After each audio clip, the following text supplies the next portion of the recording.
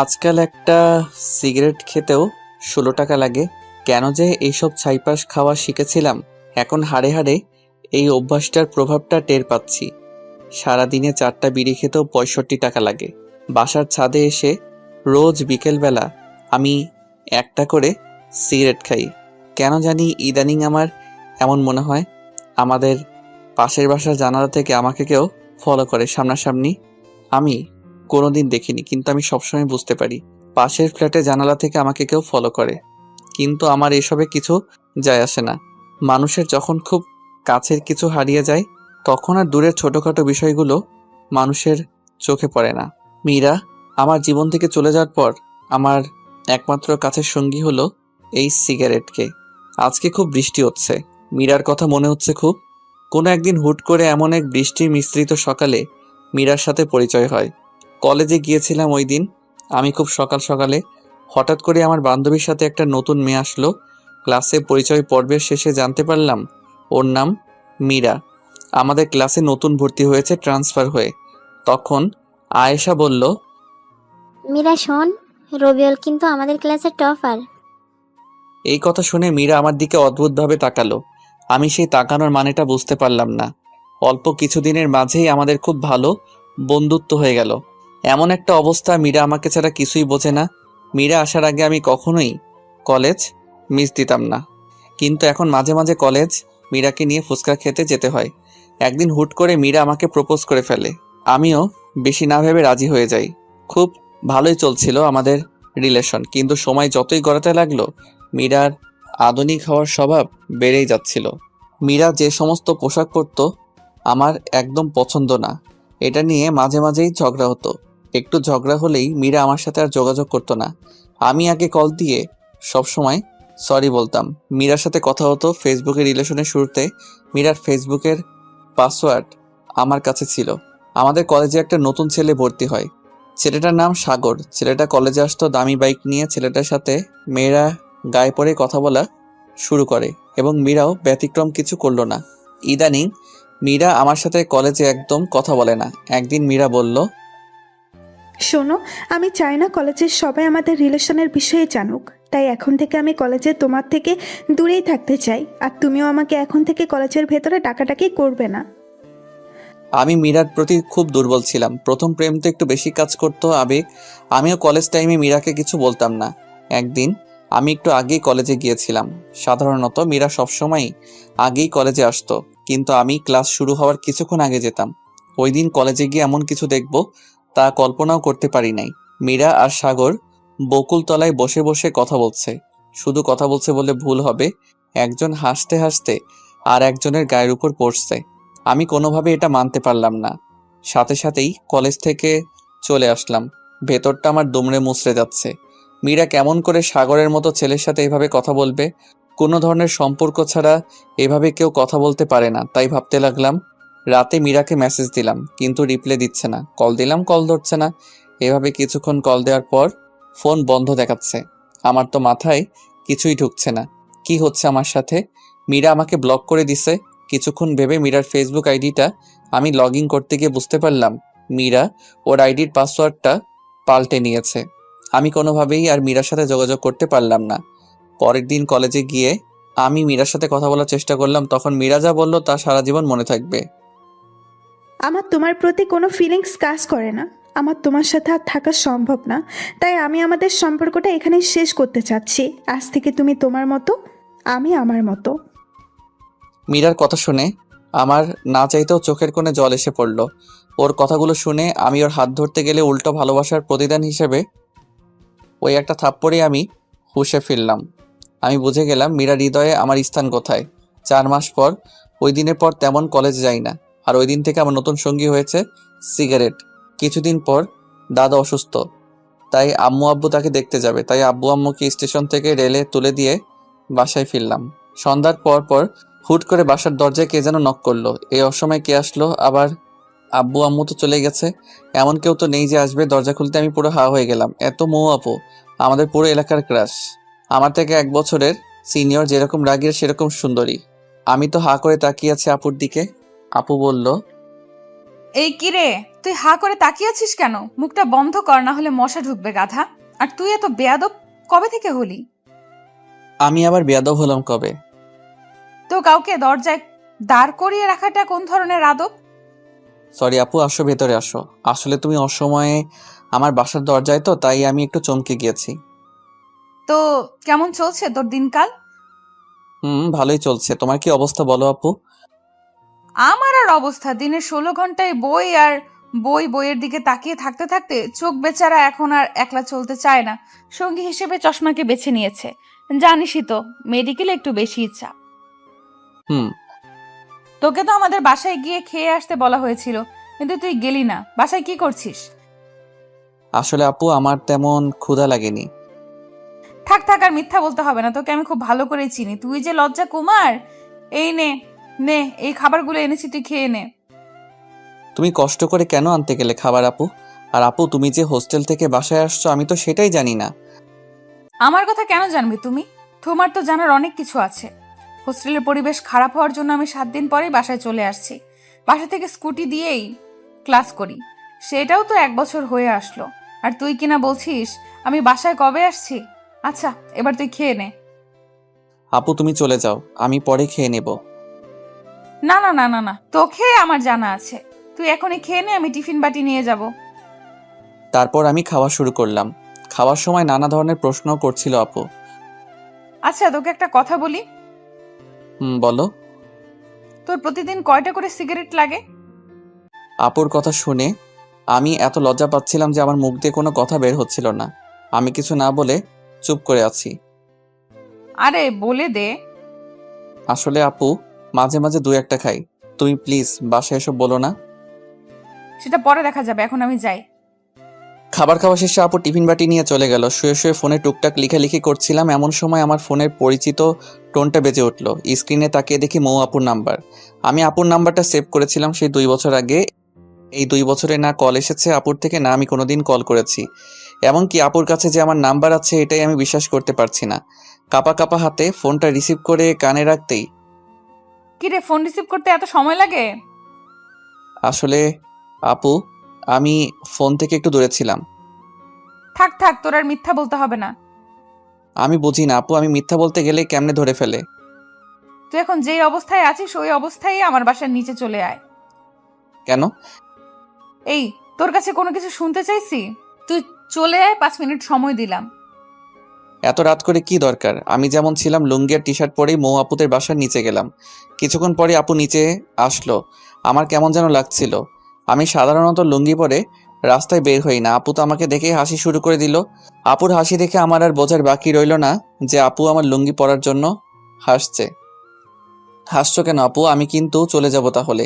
তুমি তো বললে আমি যেমন আছি তেমন করে আসতে, আর বলে 5 মিনিটের মাঝে আসতে। তো আমি কেমনে করে এই অল্প সময় আবার কাপড় পাল্টে আসতাম? আর দেরি করে আসলেই তো বলতে যে বড়দের কথা রাখি না, বেয়াদব হয়েছি। ও রে রে, থাক বাবু, তুমি আর রাগ করো না। আপু আমাকে একদম বাবু বলবা না, আমি এখন ছোট না। থাক থাক, আর বলবো না বাবু। আপু এখন কিন্তু আমি চলে যাব। এই, তোর কিন্তু সাহস অনেক বেড়ে গেছে। এখন একটা রিক্সা নিয়ে আয়। এত রাত করে রিক্সা কই পাবো? আমার কিছু অ্যাসাইনমেন্ট কালকে জমা দিতে হবে, আর সেগুলো আমার এক বান্ধবীর বাসা থেকে আনতে হবে। মহা ঝামেলায় পড়ে গেলাম তো। আপু এই রাত করে রিক্সা পাওয়া পসিবল না। তুমি তোমার স্কুটিটা বের করো। যাক, তোর মাথা থেকে জীবনে প্রথম ভালো কোনো আইডিয়া বের হলো। তুই দাঁড়া, আমি 1 মিনিটে স্কুটিটা বের করে নিয়ে আসি। কিছুক্ষণ পর আপু স্কুটিটা নিয়ে বের হলো। আপু একটা কথা বলি। বল। আমি ড্রাইভ করি। আচ্ছা, এনে ধর। সত্যি বলতে আমি জীবনে কখনো কোনো লেডি বাইকারের পেছনে বসিনি, আর বসতেও চাই না। মেয়ে মানুষের ড্রাইভিংয়ে আমি কমফোর্ট ফিল করি না। আমি ড্রাইভ করছি, আপু আমার পেছনে বসে আছে। এলাকা থেকে বের হওয়ার সময় মোড়ের টং দোকানে এলাকার উঠতি বসে ছেলেদের চোখ আমাদের এড়ালো না, সবাই হাঁ করে তাকিয়েছিল। কিছুক্ষণ পর আপুর বান্ধবীর বাসার সামনে এসে উপস্থিত হলাম আমরা। আপু আমাকে বাইরে দাঁড় করিয়ে রেখে চলে গেল তার বান্ধবীর বাসায়। আমাকে যাওয়ার জন্য জোর করলেও আমি গেলাম না। প্রায় 20 মিনিট পর আপু বের হলো বাসা থেকে। এত দেরি করলো কেন? কিছু পেজ লেখার বাকি ছিল, সেটা লেখার জন্য দেরি হলো। আচ্ছা এবার চলো। চল। কিছুক্ষণ যাওয়ার পর হুট করে আপু বলল, রবিউল বাইক থামা। আমি বাইক থামালাম। কেন থামাতে বললে আপু? চল ফুচকা খাই। এখন এই রাত করে ফুচকা খাবে তুমি? আমরা দুজনই খাবো। আসলে রবিউল জানিস, আমি জানি না আমি দেখতে কতটা ভালো বা খারাপ, কিন্তু জানিস ফুটপাতে বা কোথাও গিয়ে কিছু খেতে চাইলে হয়তো ছেলেরা টিস করবে, আর সেটা না হলে এমন ভাবে তাকিয়ে থাকবে যেন খাবারের বদলে আমাকেই গিলে খাবে। তার জন্য ইচ্ছে থাকা সত্ত্বেও বেশিরভাগ সময়ই বাইরের কোনো কিছু খাই না আমি। এখন তুই আছিস পাশে, প্লাস লোকজনও নেই তেমন, তাই খেতে ইচ্ছে হলো। আচ্ছা চলো আপু। আমরা দুজনে মিলে ফুচকা খেলাম। আপু খুব ফুচকা পছন্দ করে, সেটা আমি বুঝতে পারলাম। খাওয়া শেষ করে চলে আসলাম আমরা। আপুকে বাসায় নামিয়ে আমি চলে আসলাম আমার বাসায়। এসে আমি চলে গেলাম ছাদে। 5-7 ঘন্টা হয়ে গেছে সিগারেট থেকে দূরে আছি। খুব প্যারা হয়ে গেছে সিগারেটের জন্য। দুটো সিগারেট আর লাইটার নিয়ে চলে গেলাম। কেন জানি আজকে আপুর সাথে কথা বলার সময় বেশ কয়েকবার মীরার কথা মনে পড়েছিল আমার। ছাদের এক কোণায় দাঁড়িয়ে সিগারেট মাঝের তামাক পাতাগুলোকে পুড়িয়ে ধোঁয়াগুলো হৃৎপিণ্ডের চারপাশ দিয়ে ঘুরিয়ে সেগুলোর সাথে মীরার স্মৃতিগুলোকে বাহিরে বের করে আকাশের দিকে তাকিয়ে হাওয়াতে মিশিয়ে দিচ্ছি। মধ্যরাতে আমি রুমে আসলাম। এই মধ্যরাতটা খুবই অদ্ভুত। আমরা সবাই মধ্যরাত বললেও এই মধ্যরাত মানে হচ্ছে একটা রাতের শেষ আর একটা দিনের শুরু। এরকম অনেক মধ্যরাত যে নির্ঘুম পার করেছি। সকালবেলা দরজায় কড়া নাড়ার শব্দে আমার ঘুম ভাঙলো। দরজা খুলতেই আমার চোখ তো পুরো আটকে গেল। মৌ আপুকে মেডিকেল কলেজের ড্রেসে দেখে আমি পুরো হা হয়ে তাকিয়ে আছি। এই আবার হা করে তাকিয়ে আছিস কেন? গলা দিয়ে মাছি ঢুকবে। আসলে আপু তোমাকে খুব ভালো লাগছে কলেজ ড্রেসে। হয়েছে হয়েছে, এত বেলা অবধি ঘুমানো স্বাস্থ্যের জন্য খারাপ। আপু জানি আমি ভালো ভালো কাজ করলে যে সবকিছু আমার সাথে ভালো হবে সেই কথা আমি বিশ্বাসী না। আচ্ছা আচ্ছা, তোর এই কাপ্রিক কথা আমাকে বলতে হবে না। এই নে তোর খাবার, তাড়াতাড়ি খেয়ে নে। এখন খাবো না, তুমি কলেজ চলে যাও, আমি পরে খেয়ে নেব। না, তুই এখনই খেয়ে নে। আমাকে আজকে কলেজে তোকে ড্রপ করতে হবে। আমার স্কুটির চাকায় প্যারেক ঢুকেছে, তাই তুই তো জানিসই গাড়ি ধরে যেতে চাইলে আমি আর কলেজে পৌঁছাতে পারবো না। ইচ্ছে থাকা না সত্ত্বেও এখন আমাদের কলেজ ধরেই মৌ মেডিকেল কলেজের সামনে দিয়ে নিয়ে যেতে হবে। 4 মাস যাবৎ আমি শহরে বের হই না, ভালো লাগে না লোকালয়ে এখন আর আমার। সত্যি বলতে আমি আর আমাদের কলেজে যেতে চাই না। তার বড় কারণ হলো মীরা আর আমার অসংখ্য স্মৃতি রয়েছে ওই কলেজের সাথে। খাওয়া দাওয়া করে রেডি হয়ে মৌ আপুকে নিয়ে বের হলাম। সাথে আমার আব্বুর দেওয়া ডিসকভার 100 সিসি গাড়িটি। নিজের বাইক থাকার জন্য আমি মাঝে মাঝে বাইক নিয়ে যেতাম কলেজে, কিন্তু কম দামি হওয়ায় মীরা কখনো আমার বাইকে চড়েনি, আমিও কখনো জোর করিনি। আমার নিজেরও কিছুটা লজ্জা লাগতো। কলেজের সবারই প্রায় দামি দামি বাইক, আর সেখানে আমার এত কম দামি বাইক। আমি নিজেও তাই কলেজে খুব বেশি নিয়ে যেতাম না বাইক, বাস ধরেই যেতাম কলেজে। অনেক দিন পর আমার বাইক বের করলাম। আব্বু খুব যত্নে রাখতো বাইকখানা। আপুকে নিয়ে কলেজের উদ্দেশ্যে রওনা দিলাম।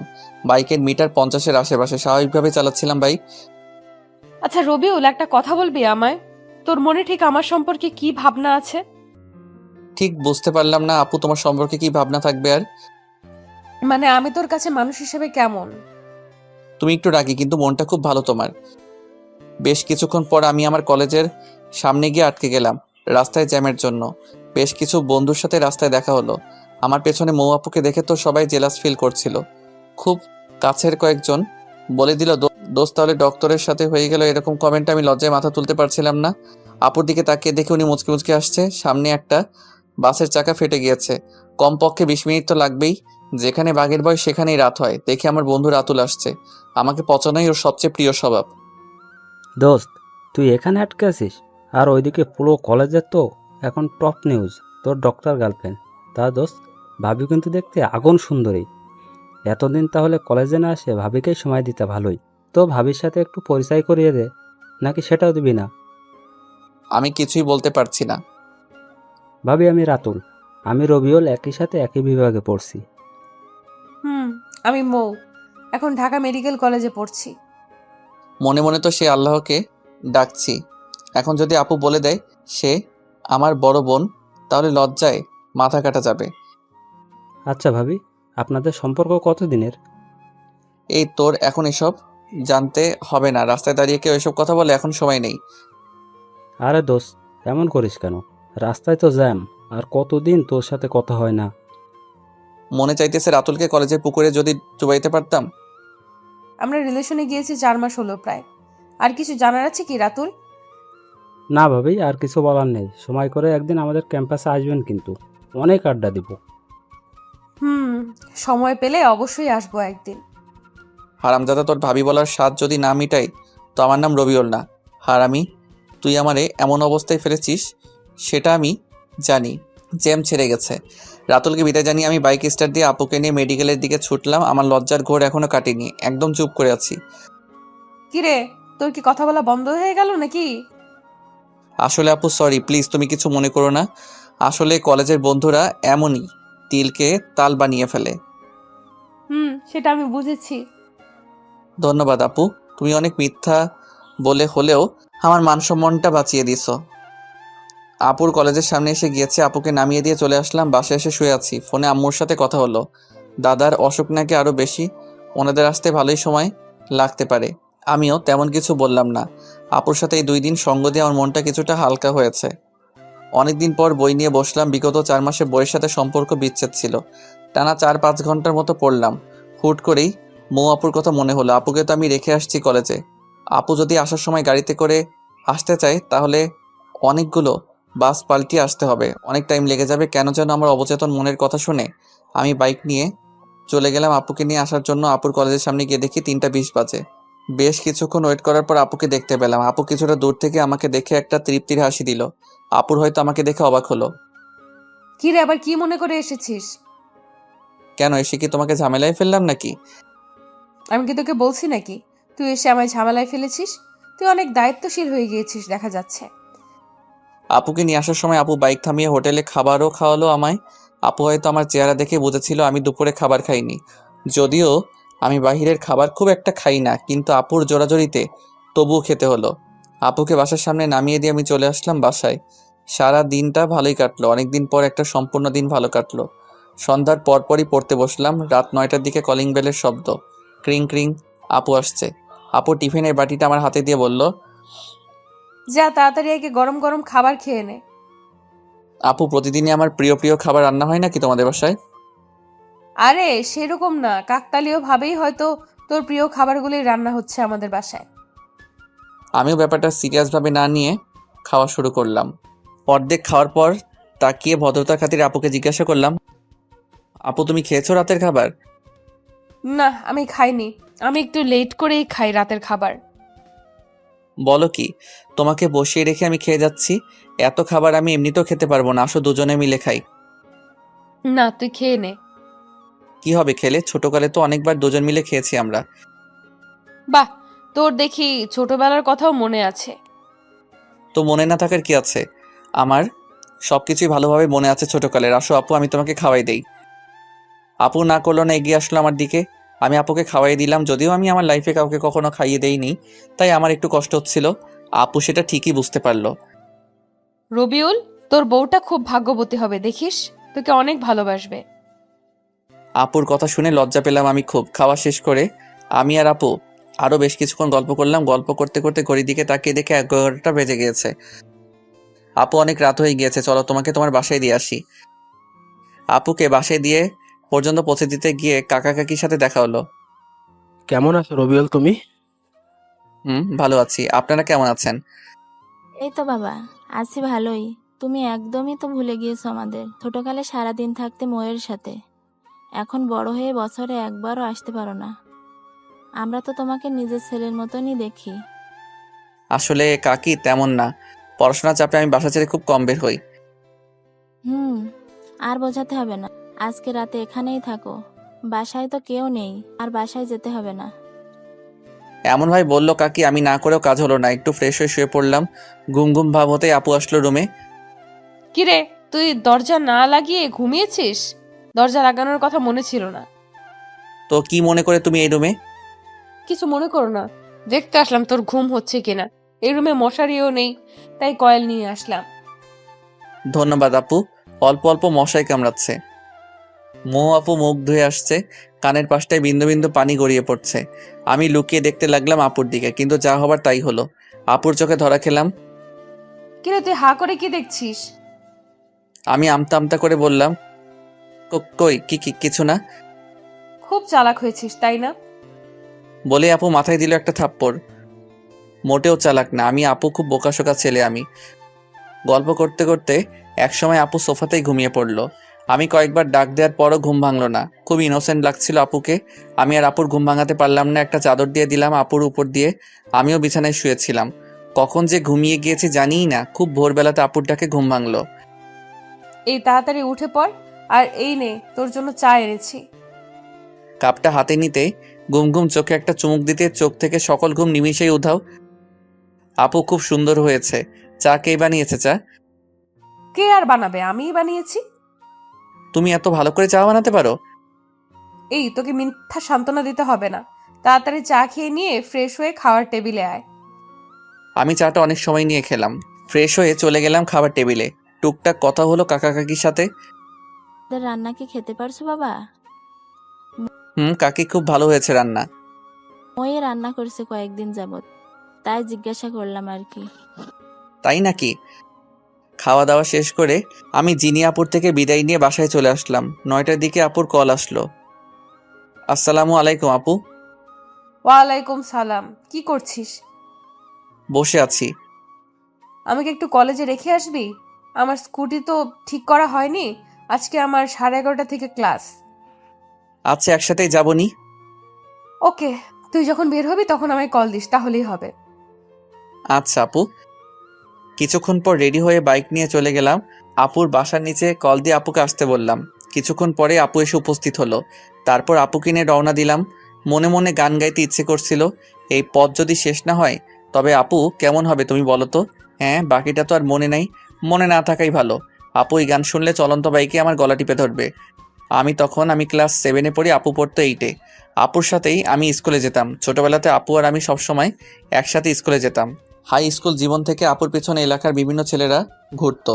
আমাদের এলাকার সিনিয়র এক ভাই ছিল। ভাই টুকটাক পলিটিক্স করতো। এলাকায় খুব প্রভাব ছিল, তার জন্য সবাই ভয় পেত কম বেশি। ভাইয়ার নাম ছিল আকাশ। উনি আপুকে ওই সময় খুব পছন্দ করতো। প্রতিদিনই স্কুলে যাওয়া আর আসার সময় আপুর জন্য রাস্তায় দাঁড়িয়ে থাকতো। এভাবে 6 মাস চলে যায়। বেচারা ভাইয়ার জন্য ওই ছোট বয়সে আমারই মায়া জন্মে গিয়েছিল। একদিন সাহস করে আপুকে প্রপোজ করে ভাইয়া। আপু সরাসরি কোনো ভনিতা না করে জানিয়ে দেয় আপু কোনো রিলেশনশিপে যেতে পারবে না, কিন্তু ভাইয়া তবুও হাল না ছেড়ে আপুকে ফলো করতো। একদিন আবারও কথা বলার জন্য আপুকে ডাক দেয়। আপু ওই দিন না দাঁড়িয়ে হাঁটা শুরু করতে গেলে ভাইয়া আপুকে থামানোর জন্য আপুর হাত ধরার চেষ্টা করে। আর সাথে সাথে আপু দাঁড়িয়ে স্যান্ডেল খুলে আকাশ ভাইয়ার গালে বিদ্যুৎ গতিতে 5-7 বার জুতা দিয়ে মারলো। পরে এই বিষয়টা এত ভাইরাল হয় যে আকাশ ভাইয়ার লজ্জায় এলাকা ছেড়ে প্রবাসে পাড়ি জমায়। আমার কলেজের সামনে এসে আমি বাইক থামালাম। আপু তুমি একটু এখানেই দাঁড়াও, আমার কলেজে একটু কাজ আছে, তা শেষ করে আসছি। আচ্ছা। কলেজে এসেছি আমাদের ডিপার্টমেন্ট প্রধান সালাম স্যারের সাথে দেখা করতে। ক্লাস টপার হওয়ার জন্য স্যার আমাকে খুব আদর করতো আর শাসনও করতো খুব। মীরার বিষয়টা জানার পর স্যার নিজে আমাকে কলেজে আসতে মানা করেছিল, কারণ স্যার খুব ভালো করেই জানতো কলেজে আসলেই মীরা আর সাগরকে একসাথে দেখে আমার অবস্থা দিন দিন খারাপই হতো। সত্যি বলতে ক্যাম্পাসে সবাই জানতো কম বেশি ভালোবাসায় কতটা সিরিয়াস ছিলাম। স্যারের চেম্বারে গিয়ে দেখি স্যার নেই। অফিস সহকারীর সাথে কথা বলে জানতে পারলাম স্যার আমাদের ক্লাস নিচ্ছে। আমি আমাদের ক্লাসের সামনে গেলাম, খুব নার্ভাস লাগছে। হয়তো অনেকদিন পর মীরার সাথে দেখা হবে। দরজা খুলে স্যার আসতে পারি? আসো। আসসালামু আলাইকুম স্যার। ওয়ালাইকুম সালাম। কেমন আছো তুমি? ভালো আছি স্যার, আপনার সাথে কিছু কথা আছে। আচ্ছা, আমার ক্লাস শেষ, তুমি আমার রুমে আসো। তারপর স্যারের সাথে কলেজের ব্যাপারে কিছু কথা ছিল, সেগুলো বলে চলে আসলাম আপুর কাছে। তারপর আপুকে নিয়ে কলেজে নামিয়ে দিলাম। ধন্যবাদ, সাবধানে যাবি বুঝলি, আমাকে মেসেজ দিস পৌঁছে। আমি বাধ্য ছেলের মতো মাথা নেড়ে চলে আসলাম। বাসায় এসে আপুকে একটা কল দিয়ে জানিয়ে দিলাম। আপুর সাথে কথা বলে কেমন যেন একটা শান্তি পাই। শান্তিটার মানে কি সেটা আমি জানি না। বিকেলে আবার আপুর কল। কিরে রবিউল, কি করতেছিলি? তেমন কিছু না আপু। কাজ না থাকলে আমায় একটু নিয়ে যেতে পারবি? আমি আসছি। আপুকে নিতে গেলাম। আপুর কথা ভাবতে ভাবতে বাইক চালিয়ে যাচ্ছিলাম। হুট করে আচমকা রাস্তায় কুকুর এসে পড়লো। আমার বাইকের সামনে যা হবার তাই হলো। ব্যালেন্স ঠিক রাখতে পারলাম না, রাস্তার পাশের একটা বড় গাছের সাথে ধাক্কা খেলাম। তারপর আর কিছুই মনে নাই। চোখ খোলার পর নিজেকে হসপিটালে আবিষ্কার করলাম। উপর দিকে তাকিয়ে দেখি আমার হাত ব্যান্ডেজ করে ঝুলানো রয়েছে। ভালো করে চারপাশে তাকাতেই দেখি মৌ আপু আমার পাশে বসে কান্না করছে। আপু আমার চোখ খুলতে দেখেই চোখের জল মুছল। কান্না করছো কেন আপু? আমার কিছুই হয়নি, ঠিক আছে আমি। আমি তোকে আসতে না বললে কিছুই হতো না। সরি, তুই আমাকে মাফ করে দে।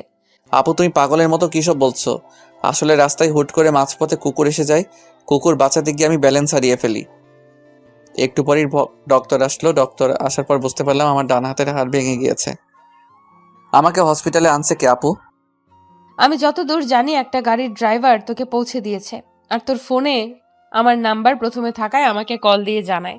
তারপর আমি আসছি। আমি এসে রাতুলকে কল দিছি, তারপর রাতুলও আসছে। আচ্ছা আপু, তুমি রাতুলকে কেন কল দিচ্ছ? এখন তো দিলে আমায় বিপদে ফেলে। রাতুলের সামনে যদি তোমাকে আপু আপু করে বলি, তাহলে কলেজে আমার যেটুকু সম্মান আছে তার সবটুকু নিলাম করে দিবে ও। জানো না তো আপু, তুমি, রাতুল থাকেই আমাকে পচানোর জন্য সব সময়। প্লিজ আপু, রাতুলকে বুঝতে দিও না যে তুমি আমার বড় আপু। প্লিজ আপু। আচ্ছা আচ্ছা, সে আমি দেখছি, কিন্তু বাবু তুমি আমাকে আপু বইলো না আবার রাতুলের সামনে। আমাকে আপুর সাথে কথা বলতে শুনেই রাতুল ভেতরে আসলো। কিরে দোস্ত, তুই কি ভাবিকে নিয়ে স্বপ্ন দেখতে দেখতে বাইক চালানো শুরু করছিলি নাকি? সামান্য কুকুরের সঙ্গে ধাক্কা লেগে এই অবস্থা। বড় কোনো গাড়ি থাকলে তো কথাই ছিল না। হারামি, তুই কি আমাকে দেখতে এসেছিস নাকি আমাকে আরো খোঁচাতে এসেছিস? আরে না রে দোস্ত। আচ্ছা শোন, ডক্টরের সাথে কথা বলে দেখ কি বলে। আমি বাসায় চলে যাব, এখানে থাকলে আমার দম বন্ধ হয়ে আসবে। তোর দম বন্ধ হলেও 7 দিনের আগে রিলিজ দিবে না কোনোভাবেই। শরীরের অনেক জায়গায় কেটে গিয়েছে। যেখানে বাঘের ভয় সেখানে রাত হয়। আমার সবচেয়ে অপছন্দের জায়গা হলো হসপিটাল। আচ্ছা তুই থাক দোস্ত, আমি সন্ধ্যার দিকে আবার আসবো তোদের জন্য খাবার নিয়ে। আরে ভাই, তোর খাবার আনতে হবে না, তুই ফ্রি থাকলে এমনি আসিস। তুই এখন চুপ করে রেস্ট কর, তোর কিছু বলতে হবে না। ভাবি, আমি গেলাম তাহলে। আমার বন্ধুর খেয়াল রাখেন ভালো করে। মোয়াপো মাথা নাড়িয়ে শুধু হুম হুম বলল। রাতুল চলে যেতে আমি হাঁপ ছেড়ে বাঁচলাম। ও থাকলে কথা বলতে বলতে আমাকে জ্বালিয়ে মারতো। আপু একটা কথা বলি? বল। আমার তো আপু হসপিটালে থাকলে দম বন্ধ হয়ে আসবে। তুমি তো হবু ডক্টরই, দেখো না ডক্টরের সাথে কথা বলে কিছু করে আমাকে বাসায় নিয়ে যেতে পারো নাকি? আচ্ছা দেখছি, তুই এত অস্থির হচ্ছিস কেন? তুই একটু শুয়ে থাক, আমি দেখি ডক্টরের সাথে কথা বলে আসি, দেখি কিছু করা যায় নাকি। বেশ কিছুক্ষণ পর আপু আসলো রুমে। রবিউল, আমি ডক্টরের সাথে কথা বলছি। আমি মেডিকেলের ছাত্রী হওয়ায় ডক্টর তোকে ছাড়পত্র দিতে রাজি হয়েছে, কিন্তু 7 দিন তোর নার্স হিসাবে আমাকে তোর পাশে থাকতে হবে। ও আচ্ছা, তাহলে থাক, আমি এখানেই থাকি। তোমার পড়াশোনায় অনেক ক্ষতি হয়ে যাবে। এই, তুই কি আমার থেকে বেশি বুঝিস নাকি? আমার পড়ার কথা তোর ভাবতে হবে না।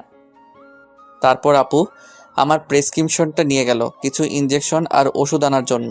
আপু যাওয়ার 2 মিনিট পরেই আচমকা মীরা এসে উপস্থিত। মীরাকে দেখে আমার বিরক্ত লাগছে। কেমন আছো? কি করে হলো এসব? বলেই তো ন্যাকা কান্না শুরু করে দিল। এই নাটকের তো আমি কোনো মানে বুঝতে পারলাম না। আমার মুখ দিয়ে কোনো কথা বের হচ্ছিল না মীরার সাথে কথা বলার জন্য। আমার ভেতরে কোনো কথা নেই। এমন সময় মৌ আপু এসে পড়লো। আপুকে দেখে মীরা আমার শরীর ধরে কান্না করছিল। মৌ আপুর দিকে তাকাতেই দেখি আপুর মুখটা কালো হয়ে গিয়েছে। আপু পুরো একটা বিব্রতকর অবস্থায় পড়ে গেল। রবিউল, কে উনি তোমার? কেউ না তেমন, আমাদের ক্লাসেই পড়ে। আমার কথা শুনে এক মুহূর্তে মীরার কান্না থেমে গেল। তেমন কিছু না বলে আপু আর আমার থেকে বিদায় নিয়ে চলে গেল। আমি কিছুতেই হিসাব মিলাতে পারতেছি না। মীরা কেন আসলো হসপিটালে? এটা কি আমাকে নিয়ে মীরার নতুন কোনো গেম? মীরা চলে যাওয়ার পর আমি আর আপু একটা সিএনজি করে আপুদের বাসায় চলে আসলাম। আপুর চোখের দিকে আমি তাকাতেই পারছি না। একটু পর পরই আপুর চোখ দিয়ে জল পড়ছে। আপু প্লিজ, তুমি আর কান্না করো না। তুমি এভাবে যদি কান্না করো তাহলে আমি একটু সুস্থ হব না। চোখের জল মুছে জোর করে হাসার চেষ্টা করলো আপু। কিছুক্ষণের মধ্যে বাসায় পৌঁছালাম, কিন্তু হাত ভাঙা থাকায় খাওয়া নিয়ে বাজলো বিপত্তি। আমি চামিচ দিয়েও ভাত তুলতে পারছিলাম না। পুরো হাতই শক্ত করে ব্যান্ডেজ করা, বাধ্য হয়ে আপু আমাকে খাওয়াই দিচ্ছিল। আপু তুমি এত ভালো করে খাওয়াই দিতে শিখলে কই থেকে? এর আগে কাকে কাকে খাওয়াইছো? আমার লাইফের ফার্স্ট কাউকে আমি নিজের হাতে খাইয়ে দিতেছি, বুঝলি? বুঝেছি আপু। কি বুঝলি? এটাই যে আপু তুমি সব বিষয়ে পারফেক্ট একজন মানুষ। আপু একটা কথা বলি? বল। তোমার বিএফ নেই? আছে আমার বিএফ। আপুর বিএফ আছে, এই কথাটা শুনে আমার ভেতরটা নাড়া দিয়ে উঠলো। আপু আমি আর খাবো না, আমার পেট ভরে গিয়েছে। আপু চলে গেল প্লেট রেখে আসতে। আমি বুঝলাম না, আপুকে তো আমি ভালোবাসি না, তাহলে আপুর বিএফ আছে এটা শুনে আমার কষ্ট হচ্ছে কেন? তবে কি আমি আপুর প্রেমে পড়ে গিয়েছি? না, এসব ভাবাও ঠিক না। আপু কিছুক্ষণ পর রুমে আসলো। কিরে রবিউল, মন খারাপ নাকি তোর? একটু মন খারাপ। আব্বু আম্মুর কথা মনে পড়েছে। ও আচ্ছা, তুই শুয়ে শুয়ে বিশ্রাম নে। তাহলে কোনো কিছু লাগলে আমায় ডাক দিস। আমার কিছু পড়া আছে, আমি পড়তে বসবো। আচ্ছা আপু, যাও তুমি। আর শোনো আপু, কাকা কাকিকে বলো তারা যেন আমার অ্যাক্সিডেন্টের কথা আব্বু আম্মুকে না জানায়, শুধু শুধু চিন্তা করবে। আচ্ছা, সেটা আমি এখন বলে দিচ্ছি, তুই বিশ্রাম কর। আপু চলে গেল। আপু যাওয়ার সাথে সাথেই কেমন যেন শূন্যতা অনুভব করছি। শুয়ে শুয়ে অতীতের কথাগুলো ভাবছি, কত না সুন্দর ছিল দিনগুলো। মীরা এসে আমার জীবনটা এলোমেলো করে দিচ্ছে। সত্যিকারের ভালোবাসা মানুষের জীবনকে যেমন সুন্দর করে তোলে, মিথ্যে ভালোবাসা তেমনি জীবনকে বিস্ময় করে তোলে। এজন্যই হয়তো কোনো একজন বলেছেন, মদ খা, পারলে গাঁজা খা, তবু প্রেম করিস না। কলিজাটা পচে যাক, তবু ভেতরটা ভালো থাক। 11টার দিকে আপু আসলো রুমে, সাথে 2 কাপ কফি এনেছে। এই নে কফি খা, ভালো লাগবে। আপুর থেকে কাপটা নিয়ে চুমুক দিতে ভেতরটা শান্ত হয়ে গেল। অসাধারণ কফি বানিয়েছে আপু। কফি খেতে খেতে গল্প করছিলাম। আচ্ছা আপু, তুমি কিন্তু বললে না তোমার বিএফ আছে কিনা। এই, তুই আমার বিএফ এর খোঁজ খবর নিয়ে কি করবি বল? তোর কি মনে হয় আমার বিএফ আছে? মেডিকেলে পড়ে আবার বিএফ? আমার সম্পর্ক ওই ডিপার্টমেন্টের বইয়ের সাথে। আপুর কথা শুনে তৃপ্তি পেলাম। আচ্ছা, তোর জিএফ নেই? তুই তো ডুবে ডুবে জলপান করিস। সত্যি বলতে আমিও সিঙ্গেল এখন। আপু কিন্তু একটা রিলেশনে ছিলাম আমি অতীতে, কিন্তু ওই মেয়েটা অল্পতেই ধোকা দিয়ে চলে গেছে। আমার কথা শুনে আপু এভাবে হাসবে এটা আমি ভাবিনি। আপুর হাসির শব্দে আমার হৃদয় খুব আঘাত করলো। আমার কি দোষ নাকি আমার দোষ এটাই, আমি অন্ধের মতো আমার ভালোবাসার মানুষটিকে বিশ্বাস করেছি। আমার চোখ দিয়ে অজান্তেই জল এসে পড়লো। আরে পাগল, সরি, কান্না করে দিতে হবে না। আরে কলেজ লাইফে দু একটা প্রেম বিচ্ছেদের ঘটনা স্বাভাবিক, বুঝলি? দেখিস ওই মেয়ের চেয়েও ভালো একজন আসবে তোর জীবনে। তুই শুধু মন দিয়ে পড়াশোনা কর, ক্যারিয়ারে ফোকাস রাখ। এখন নতুন করে আর রিলেশনে জড়াস না। আর বেশ কিছুক্ষণ গল্প করে আপু আমাকে গুড নাইট জানিয়ে চলে গেল। আমিও ঘুমিয়ে পড়লাম। আপু চলে যাওয়ার পর বেশ কিছুক্ষণ আপুকে মিস করলাম। ধীরে ধীরে আপুর সাথে ক্লোজ হয়ে যাচ্ছি। খুব ভালো লাগে আপুর সঙ্গ। এখন আমার আপুর সাথে যতক্ষণ থাকি একবারের জন্য মীরার কথা মনে হয় না আমার। পরের দিন সকালে কাকি আর মৌ আপু ঝগড়া হচ্ছিল। আমি অবশ্য ঝগড়ার কারণ বুঝতে পারলাম না, শুধু বুঝতে পারলাম আপু যেন কি নিয়ে কাকির সাথে তর্ক করছিল। ভদ্রতার জন্য আমি রুমে ছিলাম চুপচাপ। আপু আমাকে সকালে খাবার খাইয়ে দিয়ে চলে গেল কলেজে। তেমন কোনো কথা বলল না আপু। আমি ভালো করে বুঝতে পারলাম আপুর মন খারাপ। আমিও তাই কিছু জিজ্ঞাসা করলাম না। শুধু মন খারাপ হলে এক কথা, আপুকে দেখে স্পষ্ট বোঝা যাচ্ছে অনেক রেগেও আছে আপু। আপু চলে গেল কলেজে। আপু চলে যাওয়ার পর কাকির সাথে কথা বলে বুঝতে পারলাম মৌ আপুর বিয়ের কথা চলছে। বিয়ের অনেক আগে থেকেই ঠিক প্রায়, কিন্তু আপুর জন্য হয়নি। এসএসসি থেকে কাকা কাকি জোর করছে বিয়ের জন্য, কিন্তু আপু পড়াশোনার অজুহাত দেখিয়ে 3 বছর যাবৎ বিয়েটা আটকে রেখেছে। যে ছেলের সাথে বিয়ে ঠিক সে আপুর খালাতো ভাই। আমেরিকান প্রবাসী, বিয়ের পর হয়তো আপুকেও সাথে করে নিয়ে যাবে। আপুকে আমেরিকার একটা মেডিকেলে ভর্তির ব্যবস্থা করে দিবে। কাকির সাথে কথা বলে আমার ভেতর থেকে যেন শক্তি হারিয়ে গেল। আপুর সংস্পর্শে এসে আমি অনেকটা স্বাভাবিক জীবনে ফিরেছি। আর আপুকে এত তাড়াতাড়ি হারিয়ে ফেলবো এটা আমি কল্পনাও করিনি। সারাটা দিনই রুমে শুয়েছিলাম। ঘুমানোর অনেক চেষ্টা করলেও মোটেও ঘুমাতে পারলাম না। বিকেল বেলায় একটু ছাদে গেলাম। ফোনটায় গান বাজিয়ে আমি বসে বসে সূর্যাস্ত দেখছিলাম। এমন সময় হুট করে আপুর ডাকে হুঁশ ফিরল। কিরে, ছাদে কি করছিস একা একা? আমি তোকে সারা বাসা খুঁজে ক্লান্ত হয়ে গিয়েছি। তা তোর কি মন খারাপ নাকি? না, মন খারাপ নেই, এমনি বসে আছি একটু। সকালে কাকির সাথে কি নিয়ে ঝগড়া করলে? যদিও আমি জানি কি নিয়ে আপু ঝগড়া করেছে, তবুও আপুর থেকে শোনার জন্য জিজ্ঞাসা করেছি। ও, ভালো কথা মনে করেছিস। তোকে একটা কথা বলি, কাউকে বলিস না। আচ্ছা আপু বলো। আমার বিয়ে ঠিক করেছে আম্মু আব্বু। 3 বছর অনেক কষ্টে আটকে রেখেছি, কিন্তু এবার আর পারবো না রে। আমি হয়তো বিয়ের আগে কোনো পাগলামি করে ফেলতে পারি। তুই কথা দে, আমি যাই করি না কেন তুই আমাকে সাহায্য করবি। আপু এমনভাবে বললো আমি না করতে পারলাম না। আপুকে কথা দিয়ে ফেললাম। যাক, ভালোই লাগছে। আপু তাহলে কোনোভাবে হয়তো নিজের বিয়েটা আটকে দিবে। 10 দিন পার হয়ে গিয়েছে। আজকে আমার ব্যান্ডেজ খুলে দিল আপু। আমি এখন পুরোপুরি সুস্থ। আম্মুর সাথে কথা হয়েছে। আমি বলেছি তোমরা আরও কিছুদিন থাকো, আমার কোনো প্রবলেম হচ্ছে না। আপুদের বাসা থেকে আমরা আমার বাসায় চলে আসছি। ভালোভাবে চলছিল দিন। টুকটাক খোঁজ খবর আপুই নেয় আমার। আর খাবার তো আপুই দিয়ে যায়। এর মধ্যে একদিন রাত 2টায় আপুর কল। আমি একটু ভয় নিয়ে রিসিভ করলাম। এত রাতে আপু কি মনে করে কল দিলা? এই তোকে কয়বার কল দিছি দেখ হারামি, 22 বার কল দিছি এইবার দিয়ে। সরি আপু, আমি ঘুমেছিলাম। আচ্ছা আচ্ছা। কি হয়েছে আপু বলো? কিছু হয়নি, দরজা খুল তাড়াতাড়ি। মানে বুঝতে পারলাম না। এই দরজা খুলতে বলছি তোকে, খুলবি নাকি মার খাবি?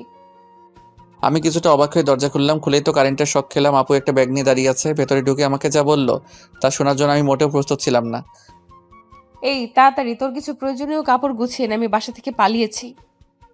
আমার মাথায় কোনো কিছুই কাজ করছিল না। কি হলো, কথা কানে যায় নাই? আপুর থাপ্পড়কে হুঁশে ফিরলাম। ব্যাগ গুছিয়ে নিয়ে বাসা তালা দিয়ে বের হলাম। এখন আমি আর আপু রেল স্টেশনে দাঁড়িয়ে আছি। আমি এখনো জানি না আপু কই যাবে। চারিদিকে শুনশান নীরবতা। দেখে বোঝার উপায় নেই এই স্টেশনগুলো দিনের বেলায় কতটা ব্যস্ত হয়ে পড়ে। স্টেশন যদি কোনো মানুষ হতো তাহলে এখনকার পরিস্থিতি হতো ঠিক কমে যাওয়া একজন রোগী। কিছু মানুষ স্টেশনে রাত্রি যাপন করে, যাদের থাকার মতো আশ্রয় নেই। কতই না অদ্ভুত রহস্যময় আমাদের এই পৃথিবী। অনেক ঘর ফাঁকা আছে আমাদের দেশে, যেখানে ঘুমানোর কেউ নেই। আর এখানে ঘুমানোর মানুষ আছে কিন্তু ঘর নেই। দিন শেষে আমরা মিথ্যে করে বলে ফেলি উচ্চ গলায়, মানুষ মানুষের জন্য।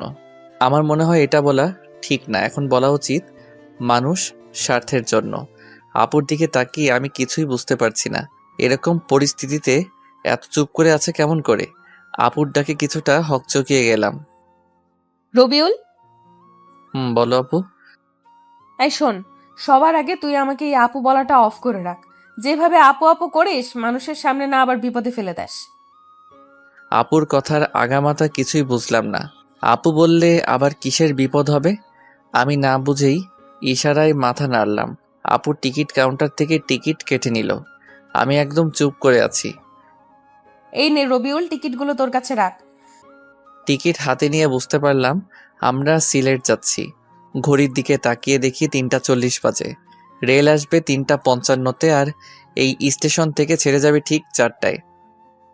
আপু, তোমার প্ল্যানিংয়ের কিছু তো বললে না? 2 ঘন্টা যাবৎ তোমার সাথেই আছি শুধু শুধু। শোন, এখন কোনো কথা নয়, রেলে চড়ার পর আমি সব বলবো। আমি শুধু মাথা নাড়ালাম। আমরা দুজনে মিলে রেলে চড়লাম। আমরা ভিআইপি কামরায় উঠেছি। আমরা বাদে পুরো কামরায়, কয়েকজন কাপল বাদে পুরো কামরাই ফাঁকা ছিল। একটা হুইসেল দিয়ে চালু হলো রেল। রেল চালু হতেই আপু মনে হয় হাত ছেড়ে বাঁচল। আচ্ছা আপু, এখন বলো তোমার পুরো প্ল্যান কি? তুই কি কিছুটা জেনেছিলি আগেই? আম্মু আর আব্বু আমার উপর জিদ করে কোনো ধরনের অনুষ্ঠান না করে আজকে আমাকে বিয়ে দিয়ে দিত। আমি রাজি না হলে জোর করেই দিত বিয়ে আজকে আমাকে। আমি কোনো উপায় না পেয়ে রাতে বাসা থেকে লুকিয়ে চলে আসছি। তাড়াহুড়োতে মাথায় কোনো বুদ্ধি আসছিল না, আর তোকে কল দিয়েও পেলাম না। কত চিন্তা হলো আমার জানিস। যখন তুই কল রিসিভ করছিলি না, তখন একেবারের জন্য মনে হচ্ছিল তুই কল না ধরলে নিজেই নিজের একটা ক্ষতি করে ফেলবো। আল্লাহর রহমতে তুই 22 বারেই রিসিভ করে ফেলেছিস। সরি আপু, আসলে আমি ঘুমিয়েছি 1টার দিকে, আর তুমি কল দিছো 2টার দিকে, তাই ধরতে পারিনি। আচ্ছা ঠিক আছে, সরি বলতে হবে না। তোর আসার সময় প্রয়োজনীয় কিছু কাপড় নিয়ে আসছি সাথে করে, আর আমার সাথে কিছু ক্যাশ টাকা ছিল 50,000, সেগুলো নিয়ে আসছি। টিউশনি করে জমাইছিলাম টাকাগুলো। কমপক্ষে 1 মাস বাসায় যেতে পারবো না আমি। বাসায় গেলেই বিয়ে কনফার্ম। আমি যতদূর জানি ভাইয়ার ছুটি 1 মাসের মতো। ভাইয়া চলে যাওয়ার পরে আমি বাসায় যাব। এই 1 মাস আমরা সিলেট থাকবো। এখন তোর কোনো আইডিয়া বা পরামর্শ থাকলে আমায় দে। আপু, তুমি তোমার ফোনের সিম খুলে ফেলে দাও, আর আমিও আমার সিম খুলে ফেলছি। সিম খুলে ফেলবো কেন আমরা? আসলে আপু, তুমি তো জানোই তোমার আব্বু কত প্রভাবশালী লোক। হয়তো কাল থেকে পুলিশের মাধ্যমে তোমাকে খোঁজা শুরু করবে। তখন এই সিম থাকলে আমরা খুব সহজেই ধরা খেয়ে যাব। তুই আসলে একটা জিনিয়াস। আপু আমাকে জিনিয়াস বলাতে আমি খুব খুশি হলাম, কিন্তু প্রকাশ করলাম না। রেল চলছে তার আপন গতিতে। আপুর 2 চোখ ভরে প্রচণ্ড ঘুম। 30 মিনিট পার হতে না হতেই আপু ঘুমিয়ে গেল। আমার কাঁধে মাথা রেখেছে। কেন জানি বিষয়টাতে আমি খুব শান্তি পেলাম। পুরোটা জার্নিতে আপু ঘুমিয়েছে আমার কাঁধে মাথা রেখে। ঘুম থেকে উঠে একটাবার ধন্যবাদও দিল না। আপু মানুষটি কত নিষ্ঠুর। আপুর এই ঘুমের জন্য আমি 6 ঘন্টা টানা একভাবে বসেছিলাম। নড়াচড়া করার ফলে যদি আপুর ঘুম ভেঙে যায়, এই জন্য স্থির ছিলাম। 10টার দিকে আমরা সিলেট শহরে নামলাম। ঢাকার মতো এত ব্যস্ত না সিলেট নগরী। অনেক পরিষ্কার পরিচ্ছন্ন, দেখেই মনটা ভালো লাগলো। অনেকদিন যাবৎ ঢাকার ধুলোবালি, জ্যাম আর গাড়ির হর্নে জীবনটা একটা জেলখানা হয়ে গিয়েছিল। অনেকদিন পর মুক্ত লাগছিল নিজেকে। আপু শোনো, আমরা আপাতত কারোর সাথে যোগাযোগ করব না, কারণ আমাদের পরিচিত কারোর সাথে যোগাযোগ করলে পুলিশ সেই সূত্রের মাধ্যমে আমাদের ঠিক বের করে ফেলবে। আচ্ছা করবো না, এখন প্লিজ চল কোনো হোটেলে, আমার খুব ক্ষুধা লেগেছে। চলো। আমি আর আপু একটা হোটেলে গিয়ে কিছু খাবার খেয়ে নিলাম। খাওয়া দাওয়া করে আমরা কিছু হোটেলে যোগাযোগ করলাম থাকার জায়গার ব্যবস্থা করার জন্য, কিন্তু কোনোভাবেই সেটা পারলাম না ব্যবস্থা করতে। হোটেলে স্বামী স্ত্রী ব্যতীত এলাও না। পুরো বিপদে পড়ে গেলাম। চুপ করে বসে আছি আমি আর আপু একটা গাছের পাশে। আমার খুব চিন্তা লাগছিল, রাত হলেই বিপদ বেড়ে যাবে। এর মাঝে আমি আর আপু স্বামী স্ত্রীর পরিচয়ে বাসাও ভাড়া করতে চেষ্টা করছি, কিন্তু হয়নি সেই চেষ্টা সফল। সবারই এক কথা, বিয়ের ডকুমেন্ট ছাড়া কিংবা কারো রেফারেন্স ছাড়া বাসা ভাড়া দেওয়া হবে না। হুট করে আপু বলে উঠল, পেয়ে গিয়েছি আইডিয়া, চল তাড়াতাড়ি। কোথায় যাব? কিছু না বলেই বলছো যেতে। কাজী অফিস যাব আমরা। এখন বিয়ে করে নেব, তারপর একটা বাসা ভাড়া নেব, এত ঝামেলায় যেতে পারবো না। কি মেরে আল্লাহ, সামান্য বাসা ভাড়া নেওয়ার জন্য বিয়ে করে নিবে? তুমি এই বাসা ভাড়া নেওয়ার জন্য এখন বিয়ে করবে? কেন, তুই কি ভয় পাচ্ছিস নাকি? ঢাকায় গিয়ে আমি তোকে ডিভোর্স দিয়ে দিব, কেউ জানবেও না। বিয়ের কথা শুনে অবাক হলেও কিছুটা ভালো লাগলেও ডিভোর্স শব্দটা শুনে কেমন যেন শূন্যতা অনুভব করলাম। ভয় পাওয়ার কি আছে, তুমি যা ভালো মনে করো। চল। একটা রিক্সা করে কাজী অফিসে গেলাম আমরা। কিছু ঝামেলা ছিল সাক্ষীর, কিন্তু টাকা কিছু বেশি দেওয়াতে সব ঠিকঠাকই হলো। সব কাজ শেষ করে আমরা বিয়ের ডকুমেন্ট নিয়ে একটা বাসাও ভাড়া করে নিলাম। বাড়িওয়ালা দুজন বৃদ্ধ আর বৃদ্ধা। আমাদের বিয়ে কতদিন যাবৎ হয়েছে জিজ্ঞাসা করলো আপু। বুদ্ধি করে কিছু মিথ্যা লাগিয়ে বলল, আমরা লুকিয়ে বিয়ে করেছি আজকেই। আর কিছু ইমোশনাল কথা বলাতে বাড়িওয়ালা রাজি হয়ে গেল। আমরা অগ্রিম মাসের ভাড়া দিয়ে রুমে উঠলাম। তখন বাড়িওয়ালা ভদ্রলোক বলল, আর শোনো বাবারা, এই রুমে আগে দুজন থাকতো, 6 মাসে থাকার পর বাসা ভাড়া না দিয়ে চলে যায়, কিন্তু যাওয়ার সময় সব রেখেই যায়। তোমরা এগুলো ব্যবহার করতে পারো। যাক, খুব ভালো হলো। বিছানা থেকে শুরু করে রান্নার প্রয়োজনীয় সবই আছে। মেঘনা চাইতেই জল। আপিও খুব খুশি হলো। বাড়িওয়ালা চলে গেল। আমি আর আপু বিছানায় বসে আছি। না চাইতেও আমার চোখ দিয়ে জল এসে পড়েছে। কি থেকে কি হয়ে গেল। সত্যি বলতে আমার বিয়ে নিয়ে অন্যরকম একটা স্বপ্ন ছিল। সামান্য কিছু সুবিধার জন্য বিয়ে করতে হলো, অথচ কালেমা থেকে কবুল বলা সবই কতটা দামি। কিরে, তুই কান্না করছিস কেন? কই কান্না করছি, চোখে হয়তো ধুলো গিয়েছে। আচ্ছা তুই রুমে থাক, তাহলে আমি ফ্রেশ হয়ে আসি। আপু চলে গেল ফ্রেশ হতে। আমি বিছানায় বসে বসে ভাবছি, আজকের রাতটা আমার বাসর রাত। আপু গোসল করে আসছে। আপুর ভেজা চুলগুলো একটা তোয়ালে দিয়ে বাঁধা। কানের পাশের কিছু চুল থেকে টপ টপ করে পানি পড়ছিল। আপুকে এই অবস্থায় দেখে আমি পুরো শক খেলাম। কিরে, তুই কি দেখিস অমন করে? মনে হয় আজকে তুই প্রথম দেখছিস আমায়। যা গোসল করে আয়। যাচ্ছি। আমি গোসল করে আসলাম। এসে দেখি আপু তার চুল ছেড়ে দিয়েছে শুকানোর জন্য। আপুর এত বড় চুল আমি তো বুঝতেই পারিনি। এর আগে আপুকে যতবার দেখেছি আমি কখন আপুর চুল দেখিনি। আজ দেখে আমি পুরো অবাক। এত পড়াশোনা করে আপু কেমন করে তার চুল সামলাতো? আপু, একটা কথা বলি। বল। আচ্ছা আপু, তুমি কেমন ছেলেকে বিয়ে করতে চাও? তোর মতো ছেলেকে? আমি এগুলো নিয়ে ভাবিনি কখনো। সত্যি কথা হলো, আমি মেডিকেল কোর্স শেষ করে বিয়ে করতে চাই। তার আগে এগুলো নিয়ে ভাবতে চাই না। ও আচ্ছা। আচ্ছা দেখ রবিউল, এখন তো এই বাসায় আমরা কমপক্ষে 1 মাস থাকবো। আর যেহেতু আমরা এখানে স্বামী স্ত্রী হয়ে বাসা ভাড়া নিয়েছি, তাই তুই আমাকে টোটালি আপু বলা অফ কর। সবসময় তুই আমাকে নাম ধরেই ডাকবি। আপু আর নাম ধরে ডাকতে গেলে দেখবি গুলিয়ে ফেলবি। এখানে আমাদের না চাইলেও স্বামী স্ত্রীর মতো অভিনয় করতে হবে, আর সেটা না করলে ধরা খেলে আবার পুলিশও দিতে পারে। এখানকার মানুষ অনেক সচেতন। তো এখন থেকে আমি তোকে তুমি করে বলবো, আর তুই আমাকে নাম ধরেই ডাকবি, ঠিক যেরকম স্বামী স্ত্রীরা কথা বলে। আপুর কথা শুনে ভালোই লাগলো। নিজেকে সত্যি সত্যি জামাই মনে হচ্ছিল। কিন্তু তুমি আবার কিছু মনে করবে না, বলবে না তো যে বেয়াদবি করছি? আরে পাগল তুই, আমিই তো বলছি সব করতে। বিপদের জন্যই তো আমরা এসব করছি। আচ্ছা মৌ, খুব ভালোবাসা মিশিয়ে আপুকে নাম ধরে বললাম, রাতের বেলায় আবার বাড়িওয়ালা আসলো আমাদের রুমে। তোমাদের নামই তো ভালো করে জানা হলো না।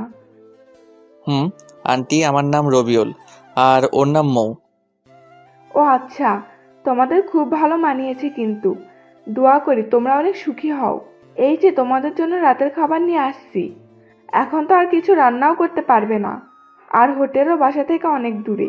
তোমরা দুজন মিলে খাবার খেয়ে নিও, আমি আসি তাহলে।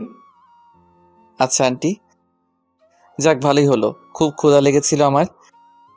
আচ্ছা মৌ, চলো আমরা খেয়ে নেই তাহলে। তোমাকে কি খাইয়ে দিতে হবে? আপু আমার দিকে খুব অবাক হয়ে তাকালো। তুই এমন করে কথা বলছিস কেন? কেমন করে বলি?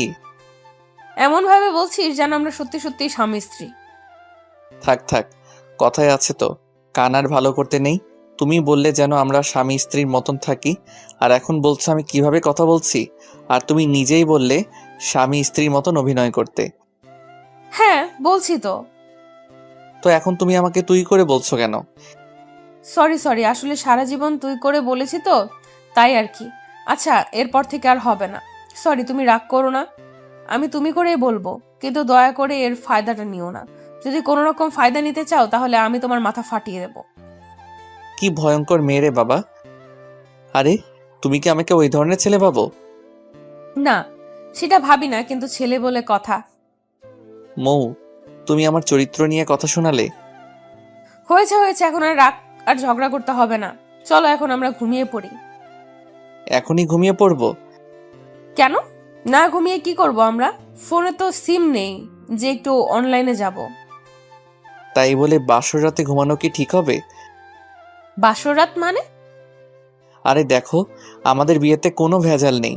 পিওরভাবেই বিয়ের সব কাজ সম্পূর্ণ করেছি আমরা। ইসলামী শরীয়ত মেনেই তো বিয়ে করেছি। সেই হিসেবে আমাদের তো বাসর রাতই আজকে। চলো না মৌ, সকল নিয়ম ভেঙে ফেলি আমরা। আমার কথাগুলো শুনে এক মুহূর্তে আপুর চোখে ভয় চলে আসলো, যদিও কথাগুলো আমি সব বলছি মজা করে। রবিউল, তুমি প্লিজ এসব বলো না। আমি তোমাকে আমার চেয়েও বেশি বিশ্বাস করি। আমি জানি আমি ভুল করলেও তুমি কোনো ভুল করবে না। সরি, আমি তোমার সাথে একটু মজা করেছি। আপুর নাম ধরে ডাকতে আমার খুব লজ্জা লাগে, কিন্তু তবুও অভ্যাস করে নিতে হবে, কারণ অন্য কেউ আপুর ডাক শুনে ফেললে আবার ঝামেলায় পড়তে হবে। আচ্ছা চলো আমরা তাহলে এখন ঘুমাই। সারাদিন তো অনেক ধকল গেল আমাদের উপর দিয়ে, কিন্তু বিছানায় যেতেই হলো। আর এক বিপত্তি, দুজন আমরা এক বিছানায় ঘুমাবো। এই তুমি আমার সাথে ঘুমাবে কেমনে? তুমি নিচে ঘুমাও, আমি বিছানায় ঘুমাবো। আমাকে দিয়ে এত কিছু করিয়ে তুমি কি আমাকে নিচে রাখতে চাচ্ছ? আর এই ঠান্ডায় আমি ফ্লোরে ঘুমালে কালকে আমাকে কবর দিতে হবে। তাও ঠিক। একটা কাজ করো, বিছানার মধ্যে বালিশ দাও, আমি ওপাশে আর তুমি ওপাশে ঘুমাও। আচ্ছা ঠিক আছে। আপু আর আমি শুয়ে আছি। গত 24 ঘন্টায় কত কিছুই না ঘটে গেল। কল্পনায়ও এগুলো কখনো আমার মাথায় আসতো না। কিছুদিন আগেও যাকে হারানোর ভয়ে আটকে উঠেছিল আমার অবচেতন মন, আর আজকে তার সাথে এক বিছানায় রয়েছি। আবার হয়তো 1 মাস পর কোথায় থাকবো সেটা সৃষ্টিকর্তাই ভালো জানে। অনেক চেষ্টা করেও আমার ঘুম আসছিল না। আপুর দিকে একটু তাকাতেই দেখি আমি গভীর ঘুমে আছি। এত তাড়াতাড়ি ঘুমায় কেমনে মানুষ? আপুকে নিষ্পাপ লাগছিল ঘুমন্ত চেহারায়। আপুকে দেখে একটু লোভ হচ্ছে। আপুকে যদি একটু স্পর্শ করতে পারতাম। কি সব ভাবছি রাতে আমি। আপুকে নিয়ে ভাবতে ভাবতে ঘুমানোর জন্য খুব সুন্দর একটা স্বপ্ন দেখলাম। সকালবেলায় আপুকে দেখে স্বপ্নের কথা মনে হতেই আমার লজ্জা লাগছিল। রাতে স্বপ্ন দেখেছি আপু আর আমি শুয়ে আছি। আমি কোনো একটা কারণে রাগ করেছি। এই রবিউল, তুমি আমার উপর রাগ করে আছো কেমনে? তবু আমি কোনো কথা বলছি না। আপু বারবার আমার সাথে কথা বলার চেষ্টা করছিল। আমি চুপ করে আছি। একসময় এসে আপু জোর করে আমার ঠোঁটে ঠোঁট লাগিয়ে খুব জোরে একটা না, আমি নিঃশ্বাস নিতে পারছিলাম না। আপু ছেড়ে দেওয়ার পর আমি হাঁপাচ্ছিলাম। এই তুমি কি নিয়ে হাসছো? কিছু না, এমনি হাসছি। সারাদিনই আপুর সাথে খুনসুটি ভালোই কাটলো। বিয়ের প্রথম দিন। মৌ, আমি একটু বাইরে যাব, তুমি বাসায় থেকো, কোথাও যেও না। আমাকে একা রেখে কই যাবে তুমি এই নতুন জায়গায়? আমার একটু দরকার আছে, থাকো তাহলে। আমি গেলাম। আমার মানিব্যাগটা নিয়ে বের হলাম। বাসা থেকে বের হয়ে একটা রিক্সা নিয়ে শহরে গেলাম। আসলে আমি শহরে আসছি মৌ আপুর জন্য কিছু বই কিনতে। আমি চাই না এই 1 মাসে আপুর পড়াশোনার ক্ষতি হোক, তাই দেখি কিছু বই ম্যানেজ করা যায় নাকি। আসার সময় লুকিয়ে আপুর কলেজের কার্ডটা নিয়ে আসছি। আপুর কার্ডের সব লেখা ছিল। আমার বই খোঁজার জন্য বেশি কষ্ট হলো না। মেডিকেল কলেজের একটা লাইব্রেরি থেকে আপুর সেমিস্টারের সব বই কিনে নিলাম। সব মিলিয়ে 3,000 টাকার বই কিনলাম। ভালোই সময় লেগে গেল বই কিনতে কিনতে। বাসায় ফিরতেই আপু এমনভাবে দরজা খুলে দিল যেন খুব মিস করছিল। এত দেরি করতে হবে তোমার? যদি সত্যি তোমার বউ হতাম, একা রেখে এত সময় বাহিরে এইভাবে থাকতে পারতে? জানো কতটা চিন্তা হচ্ছিল আমার। সরি, তোমার জন্য ছোট্ট একটা সারপ্রাইজ আছে বলে মৌয়ের হাতে বইয়ের প্যাকেটটা দিলাম।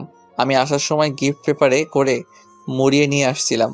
বইগুলো গিফট পেপার খুলে আপু খুশিতে চিৎকার করে এসে আমায় জড়িয়ে ধরলো। আমি তো পুরা শকড। কয়েক সেকেন্ড পর আপু আমায় ছেড়ে দিয়ে সরি, আমি উত্তেজনায় তোমায় জড়িয়ে ধরে ফেলেছি। বইগুলোকে খুব মিস করছিলাম আমি। জানো তুমি, 1 মাসে কমপক্ষে 450 ঘন্টা পড়তে হবে। অনেক পিছিয়ে পড়তাম বইগুলো না পেলে। অনেক অনেক ধন্যবাদ তোমায়। আপুর খুশিতে মনটা ভরে গেল। প্রিয়জনের জন্য কিছু করতে পারাটা বেশি কিছু না, শুধু একটা চেষ্টার। এভাবে কিছুদিন চলে গেল।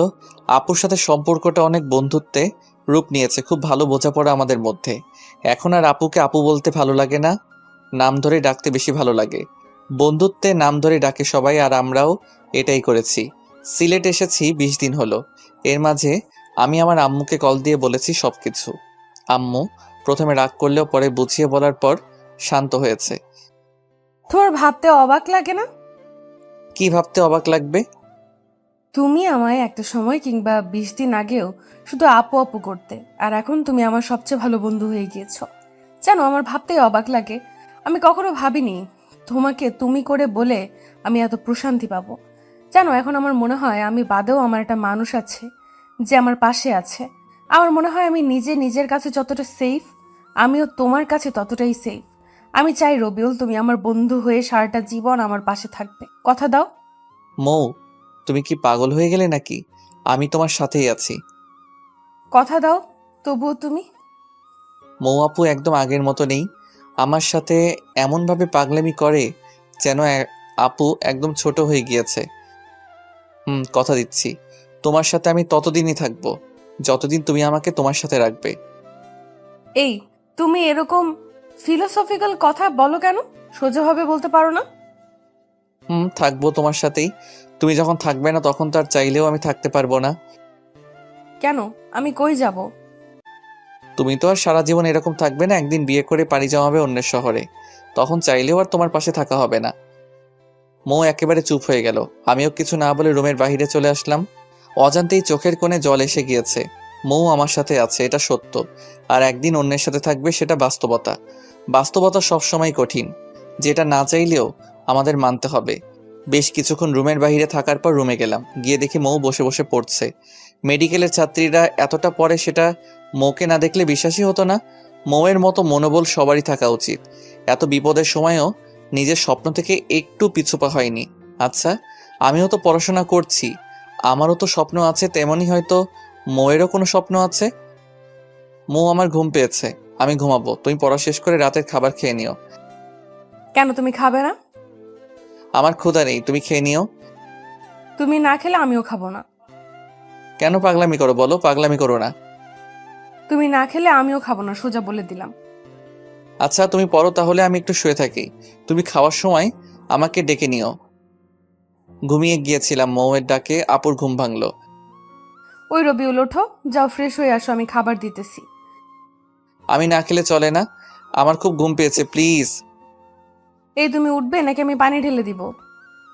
উঠছি। ইচ্ছে না থাকা সত্ত্বেও ফ্রেশ হয়ে আসলাম। মৌ খুব ভালো রান্না করতে পারে। প্রথম কয়েকদিন আমি হোটেলে থেকে খাবার আনলেও পরে মৌ বুঝতে পারে যে আমি বাইরের খাবার খেতে পারি না। তারপর থেকে মৌ রান্না করে। খাওয়া দাওয়া শেষ করে আমি আর মৌ একসাথে ঘুমিয়ে পড়লাম। সকালে মৌয়ের ডাকে ঘুম ভাঙলো। রবিউল, ওঠো, ফ্রেশ হয়ে আসো, আজকে কিছু কেনাকাটা করতে হবে আমার। আমি ফ্রেশ হয়ে আসলাম। তারপর নাস্তা করে রিকশায় করে আমি আর মৌ মার্কেটে যাচ্ছি। হুট করে রিকশাওয়ালা মামা বলে উঠল, একখান কথা কই, কিছু মনে করবেন না তো? বলো মামা, মনে করবো কেন? আপনাদের তো এই এলাকায় আগে দেখিনি। আপনারা কি নতুন আসছেন এই এলাকায়? মামা, আমরা নতুন আসছি। আচ্ছা মামা, আপনারা কি নতুন বিয়ে করছেন তাই না? কিন্তু কেন? না, এমনিই জিজ্ঞেস করলাম। আপনাদের খুব ভালো মানিয়েছে। রিক্সাওয়ালার কথা শুনে মৌয়ের মুখটা লজ্জায় লাল হয়ে গেল। একটা শপিং মলের সামনে আমরা দুজন নেমে পড়লাম। কিছু কাপড় কিনলো মৌ, সাথে আমাকে দুটো টি শার্টও কিনে দিল। কেনাকাটা শেষ করে বাসায় ফিরছিলাম, কিন্তু হুট করে মৌ রিক্সা থামাতে বলল। চলো চা খাবো। সিলেটে এসে যদি এখানকার চাই না খাই তাহলে সিলেট থাকাটাই বৃথা। যদিও আমি চা খাই না, তারপরও দুজন মিলে স্পেশাল চা খেয়ে নিলাম। তারপর দুজন কিছুক্ষণ ঘুরে বাসায় চলে আসলাম। বাসায় এসে আমার মাথা ঘোরাচ্ছিল, আমি শুয়ে পড়লাম। মৌ ফ্রেশ হয়ে পড়তে শুরু করলো। এই মেয়েটা কি পড়া বাদে কিছু বোঝে না? আমার তো মুড হতেই 30 মিনিট লাগে পড়তে বসার সময়, আর মৌ সুইচের মতো অন অফ হয়ে যায়। যখন মন চায় পড়ার মুড অন হয়ে যায়। দেখতে দেখতে চলেই গেল 1 মাস। আজকে 1 মাস পূর্ণ হয়ে গেল আমার আর মৌয়ের সিলেট আসার। শহর থেকে আমি আজকে একটা সিম কিনে এনেছি। আজ 1 মাস পর ফোনে সিম ভরছি। ফোন কাস্টমাইজ করে ডাটা অন করে ফেসবুকে লগ ইন করলাম। আম্মুকে কল দিলাম। আসসালামু আলাইকুম আম্মু। ওয়ালাইকুম আসসালাম। কেমন আছো আম্মু তোমরা? এই তো বাবা, আমরা ভালোই আছি। তোরা কেমন আছিস? আজকে সাগরের পরিবারের সবাই আমেরিকায় চলে গেল। সাথে মুয়ের সাথে সাগরের বিয়েও ভেঙে দিয়েছে। বলো কি আম্মু, তাহলে তো আমরা কালকে চলে আসবো। কতদিন তোমাদের দেখি না। আচ্ছা বাবা, সাবধানে থাকিস। আর শোন বাবা, মুয়ের বাবা কিন্তু খুব রেগে আছে। আচ্ছা আম্মু, সেটা নিয়ে চিন্তা করতে হবে না। মৌই ওর বাসা সামলাবে। তারপর ফোন কেটে দিলাম। মৌ, শুনছো তুমি? হ্যাঁ বলো, ডাকছো কেন? একটা গুড নিউজ আছে। কি নিউজ শুনি? তোমার সাগর ভাইয়ের পরিবারের সবাই আমেরিকা চলে গিয়েছে, আর যাওয়ার আগে তোমার আর সাগরের বিয়ে ভেঙে দিয়েছে। মৌ শুনেই তো খুশিতে চিৎকার দিয়ে এসে আমায় জড়িয়ে ধরলো। কয়েক সেকেন্ড পর, সরি রবিউল, কিছু মনে করিস না। খুশিতে আমার মাথাটাই ঠিকভাবে কাজ করেনি। চল সবকিছু গুছিয়ে নেই, আমরা কালকেই ঢাকা চলে যাব। সবকিছু গুছিয়ে নিলাম। কোনোরকম ভাবে রাতটা পার করেই সকালবেলা বাড়িওয়ালা কাকা কাকির থেকে বিদায় নিয়ে বের হয়ে পড়লাম। আমি আর মৌ দাঁড়িয়ে আছি স্টেশনে, প্রচণ্ড শব্দ আর ভিড়। কোনোরকম ভাবে আমি দুটো টিকিট কিনে নিলাম। 9টা 20 বাজে, 10টায় রেল আসবে। দুজন মিলে বসে আছি আর রেলের জন্য অপেক্ষা করছি। আজকে মনে মনে ভাবছি রেল যেন 10 মিনিট পর আসে। আমি খুব ভালো করেই জানি বাসায় যাওয়ার পর হয়তো আর এভাবে মৌয়ের কাছাকাছি থাকা হবে না। একেই বলে ভাগ্য। আজকে সময় 2 মিনিট আগেই রেল আসলো। খুব ইচ্ছে করছিল মৌকে নিয়ে এই শহরে থেকে যেতে, কিন্তু বাস্তবতা সেটা কখনোই মেনে নিবে না। ইচ্ছে না থাকা সত্ত্বেও মৌকে নিয়ে রেলে উঠলাম। কি তোমার কি মন খারাপ নাকি? না, মন খারাপ থাকবে কেন? অনেকদিন পর বাসায় যাচ্ছি, মন খারাপ হবে কেন বলো? কিন্তু 1 মাসে এই জায়গাটার মায়ায় পড়ে গিয়েছিলাম, তাই একটু মিস করছি। আমিও মিস করছি। আচ্ছা মৌ, তোমার কি মনে হয় বাসা থেকে কি রিয়াক্ট করতে পারে? আমাকে কি কিছু বলবে কাকা কাকি? আমি খুব ভালো করেই জানি, যাই হয়ে যাক না কেন তোমায় একটা কথাও শোনাবে না, কারণ এখানে তোমার কোনো দোষ নেই। আমি প্রাপ্তবয়স্ী হয়ে আমার নিজের ইচ্ছেতেই আমি তোমার সাথে বাসা ছেড়েছিলাম। কথায় আছে না, অল্প সুখে কাতর অধিক সুখে পাথর। ঠিক বলছো। আজকে আর মৌ ঘুমালো না, হয়তো বাবা মাকে দেখার জন্য মনটা অস্থির হয়ে গিয়েছে। মৌকে আমি আস্তে আস্তে খুব বেশি মিস করছি। আর কয়েক ঘন্টা পর মৌ হয়তো আর এতটা কাছে থাকবে না। রেল ঢাকার স্টেশনে থেমে গিয়েছে। চলো, আমরা এসে গিয়েছি। চলো। রেল থেকে নামলাম। এখান থেকে আমরা আপাতত আলাদা হয়ে যাই। আমি কিছুটা মন খারাপ করে বললাম, আচ্ছা ঠিক আছে। আমি স্টেশনে দাঁড়িয়ে আছি, মৌ একটা রিক্সা নিয়ে চলে যাচ্ছে। মৌ চলে যাচ্ছে, কিন্তু কেন যেন মনে হচ্ছে আমার সবকিছুই নিয়ে যাচ্ছে। চোখের কোণে জল এসে পড়ছে, হাতের উল্টো পিঠ দিয়ে জল মুছে একটা বড় করে দীর্ঘশ্বাস নিলাম। ছেলেদের কান্না করতে নেই, এগুলোর কোনো মূল্য নেই। আমি অনেকক্ষণ পর রিক্সা নিয়ে বাসার উদ্দেশ্যে রওনা দিলাম। বাসায় আসতে আম্মু এসে আমাকে জড়িয়ে ধরে কান্না করে দিল। তুই কেমনে আমাদের ছেড়ে এতদিন ছিলি? জানিস আমি আর তোর বাবা কত চিন্তা করেছি। আমি আমার ভুলটা বুঝতে পারলাম। প্রত্যেকটা সন্তান তার বাবা মায়ের কাছে কতটা প্রিয় সেটা হয়তোবা আমরা বাবা কিংবা মা না হওয়া অবধি বুঝতে পারবো না। অনেকদিন পর বাবা মার সাথে রাতের খাবার খেলাম। পৃথিবীতে যত রান্নাই হোক না কেন, মায়ের হাতে রান্নার উপরে কিছুই নেই। খুব তৃপ্তি নিয়ে খেলাম, খাওয়া দাওয়া করে রুমে চলে আসলাম। মনে মনে মৌয়ের উপর খুব রাগ হচ্ছে। মেয়েটা কতটা স্বার্থপর, একটা কলও দিল না। আর আমি কিনা এই মেয়েটার জন্য 1 মাস বাসা ছেড়ে দিলাম। খুবই রাগ হচ্ছিল মৌয়ের উপর। আমি রুমে শুয়েছিলাম, একটু পরই বাসায় কথা শব্দ শুনতে পেলাম। কোনো আত্মীয় আসছে হয়তোবা। কিন্তু সেদিকে আমার কোনো মাথা ব্যথা নেই। একটু পর আমাকে আম্মু এসে ডাক দিল। আমি গিয়ে দেখি মোয়ের আব্বু আম্মু আসছে। আচ্ছা রবিউল, তুমিও তো একবার বলতে পারতে নাকি? আমরা তো তোমাদের বাবা মায়ের মতনই। আমি তো কাকার কথার কিছুই বুঝতে পারছি না। কি বলছেন কাকা? আমি কিছুই বুঝতে পারছি না। হয়েছে বাবা, যা হওয়ার তা তো হয়েই গিয়েছে। এখন আর ওইসব নিয়ে কথা বলি কিছু যাবে আসবে না। তো বিআই সাহেব বলেন কবে বিয়ের ডেট দেবেন? আমরা কিন্তু একটু দেরি করতে চাচ্ছি না। আর রবিউলের সাথে বিয়ে হলে তো অনেক ভালোই হবে, সারা জীবন আমাদের কাছেই থাকতে পারবে। আচ্ছা বেয়াই, তাহলে দেরি করতে হবে না। আর আগামী শুক্রবারই বিয়ের তারিখ তাহলে ঠিক রইল। আচ্ছা বিআই সাহেব, আমরা তাহলে এখন উঠি। উঠবেন মানে? মিষ্টিমুখ না করে কোথাও যেতে পারবেন না। কই গো রবিউলের আম্মু, দাও বেয়াই বেইনকে মিষ্টি দাও। মোয়ের বাবা চলে গেল। কিছুই বুঝতে পারছি না কি হচ্ছে। সব 10 মিনিট পরই মৌ আমাকে কল দিল। সরি, আমি তোকে আর কল দিয়ে কিছু বলতে পারিনি। বলবো কেমন করে আর? বাসায় এসেই দেখি আব্বু আম্মু আবার নতুন করে তোর সাথে বিয়ে নিয়ে কথা বলছে। আমি না করতেও বাজারে চলে গিয়েছে। বাজার থেকে মিষ্টি কিনে নিয়ে নাকি তোমাদের বাসায় যাবে, বিয়ে নিয়ে নাকি কথা বলার জন্য। কাকা কাকি আসছিল, আমাকে কিছু বলার সুযোগই দিল না। বিয়ের তারিখ ঠিক করে চলে গেল। বলো কি তুমি? তোমার বাবা মাও রাজি হয়ে গিয়েছে, তুমি কিছু বলো নাই কেন? আমি আর কি বলবো? আমার কাছে কেউ তো কিছু শুনলই না। আচ্ছা, তুমি একটু কাল আমার সাথে দেখা করতে পারবে? পারবো। কোথায়, কখন? বিকেল 4টায় লেক পারে চলে এসো। মৌ কলটা রেখে দিতে আমি তো লুঙ্গি ড্যান্স দেওয়া শুরু করে দিলাম। মেঘনা চাইতেই বৃষ্টি। এখন মৌ যত যাই করুক, আমি কোনোভাবেই ওর বিয়ে ভাঙতে পারবো না। ও সরি, ওর বিয়ে বলতে আমাদের বিয়ে। হা। এর আগে মৌয়ের বিয়ে ভাঙতে হেল্প করছি আমি, কিন্তু এখন আর মৌয়ের বিয়ে ভাঙার মতো কেউ নেই। খুব ভালো লাগছে, তবু একটু ভয় আছে, কারণ মৌয়ের মাথায় যে বুদ্ধি, কালকে কিছু একটা আবার উল্টাপাল্টা বুদ্ধি বের করতে পারে। সত্যি কথা হলো যে আমি ভালোবাসি, মৌকে ভালোবাসি, খুব ভালোবেসে ফেলেছি। যেদিন মৌকে বিয়ে করেছিলাম সিলেট থাকাকালীন, আমি সেদিন থেকে আমি আর মৌকে আপুর চোখে দেখিনি। আমি মনে প্রাণে মৌকে বউ হিসেবে সম্মান করেছি, ভালোবেসেছি, কিন্তু মৌকে কখনো বলিনি কিংবা বুঝতেও দেয়নি। বাসা আসার পর হয়তো ভেবেছিলাম মৌকে হারিয়ে ফেলবো, কিন্তু দিন শেষে আমরা যতই চেষ্টা করি না কেন, উপরে একজন আছেন, সে যখন দিবেন তখন আর কিছুই লাগবে না। পরের দিন বিকেলে গেলাম মৌয়ের সাথে দেখা করার জন্য।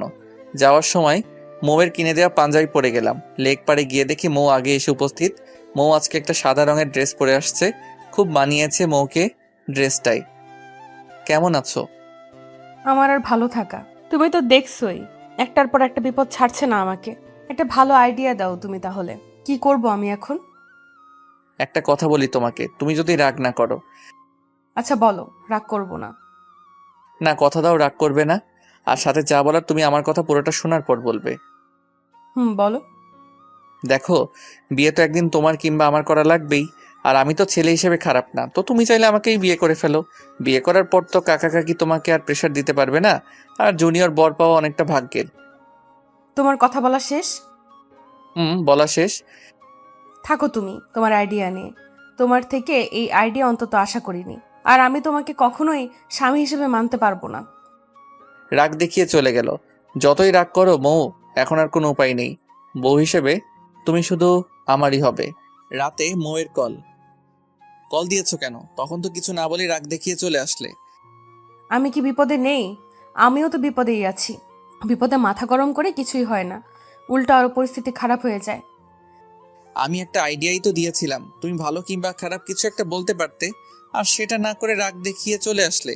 তুমি আর আমি হয়তো ঠিক ছিলাম, আমরা 1 মাস এক বিছানায় থেকেও দুজনকে স্পর্শ পর্যন্ত করিনি, কিন্তু সমাজ এটা মানবে না। দিন শেষে আমরাও সমাজের নিকট দায়বদ্ধ। এখন যদি আমাদের বিয়েটা না হয়, তাহলে কাকা কাকি আর আমার বাবা মা স্বাভাবিকভাবে এলাকায় বসবাস করতে পারবে না।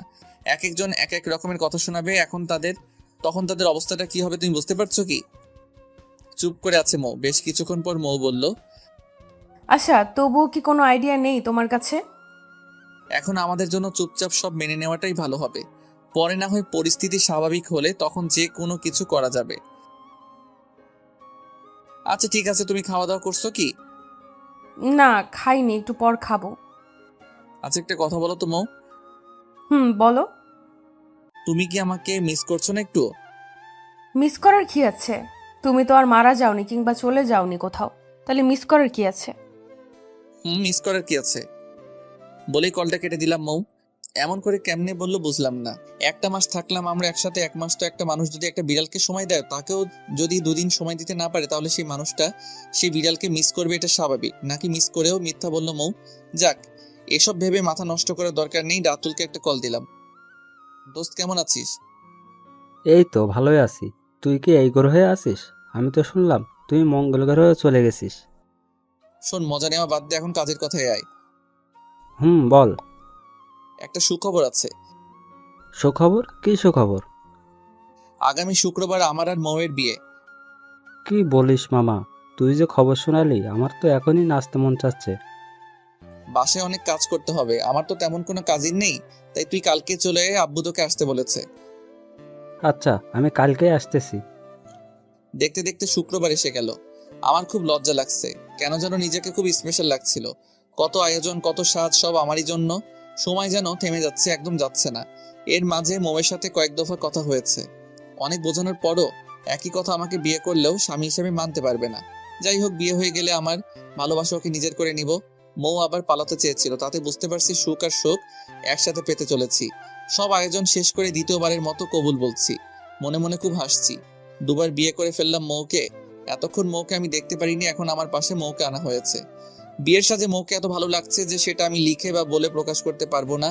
বিয়ের সব কাজ শেষ করে এখন ফেরার পালা। মৌ এমন ভাবে কান্না শুরু করে দিল, আমি তো পুরো ভ্যাবাচেকা খেয়ে গেলাম। সত্যি বলতে, বিয়েটা মেয়েদের কান্না করাটা স্বাভাবিক, কিন্তু মৌয়ের চোখে কেন যেন আমি জল মানতে পারছি না। কারণ মৌ তো আর সত্যি সত্যি মন থেকে আমাকে স্বামী হিসেবে মেনে বিয়ে করছে না। তাহলে এরকম করে কান্না করার মানে কি? আবার এমনও হতে পারে মানুষের চাপে কান্না করছে। না হলে আবার লোকে কথা বলবে যে কেমন মেয়ে দেখো, বিয়ের দিনে একটু কান্না করছে না। কান্না করতে করতে আমাদের বাসায় চলে আসলাম। আমার রুমে আসতেই তো আমি পুরো চমকে গেলাম। এত ফুল আর এত সুন্দর করে সাজানো হয়েছে, যেটা আমার কল্পনাতেও ছিল না। পুরো ঘরটায় রজনীগন্ধা আর গোলাপের ঘ্রাণে ভরে উঠেছে। বাসা ভর্তি মেহমান। রাত 11টা অবধি মৌয়ের কাছেই যেতে পারলাম না, আমার আত্মীয়রা মৌকে ঘিরে রেখেছে। 11টায় আস্তে আস্তে সবাই চলে গেল। রাতুল আমাকে এক প্রকার ধাক্কা দিয়ে ঘরে ঢুকিয়ে দিল। বিশেষ দ্রষ্টব্য, গল্পের সিজন 2 আসছে খুব শীঘ্রই।